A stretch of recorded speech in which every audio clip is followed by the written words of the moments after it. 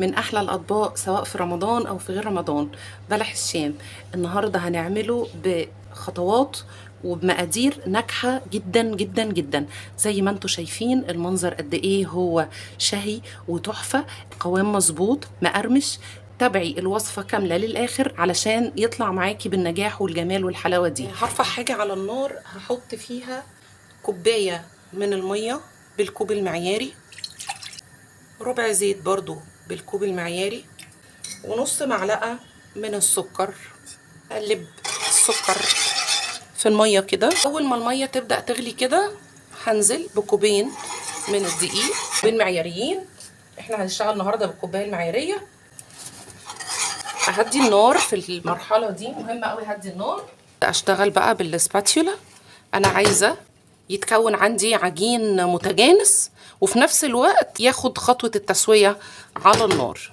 من دقيقتين ل3 على النار اقلب لحد ما الدقيق كله يختفي وتتكون معايا عجينة متماسكة. هفضل اقلب كده لحد ما الدقيق يختفي خالص. انا كل ده مهديه النار، عماله بقلب بالراحه. انا كده العجينه بقى لها حوالي 3 دقايق على النار.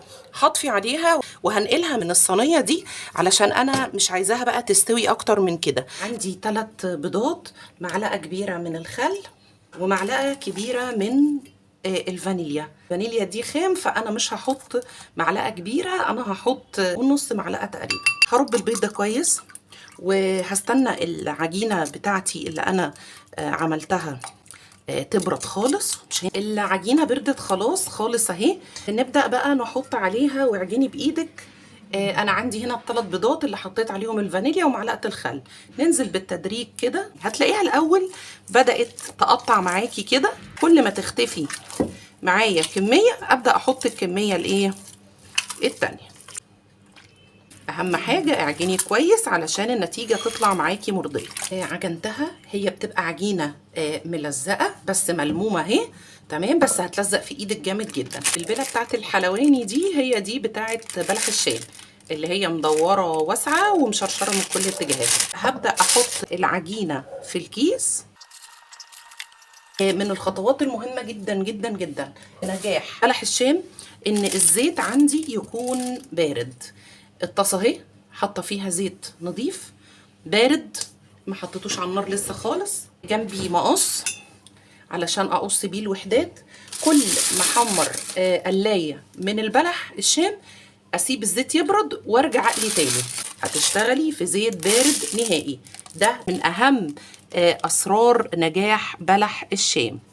كده بلي المقص وقصي اهو.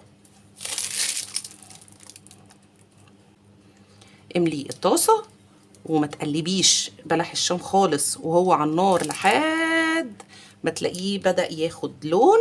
ساعتها تقدري تقلبي وهوريكوا ازاي. شايفين المنظر فظيع ازاي؟ شكله تحفه. مش هنقلب، هنحرك بس الطاسه كده زي ما قلت لكم لحد ما يبدا احس انه بدا يتماسك. ساعتها اقدر اقلب براحتي. في وحدات اما تقلبوا ادوني لون ذهبي، فده معناه ان هو كده خلاص بدا يتماسك. قلبي بقى وانتي مطمنه. شايفين اللون؟ سامعين القرمشه؟ تحفه. نار متوسطه. عندي شربات تقيل، كوبايتين سكر عليهم كوبايه ميه وعصره ليمون ومعلقه عسل كلوكوز لو متاح. اللون ده مناسب قوي ان انا اطلعه. هوريكم بقى. هطلع كده واحط هنا.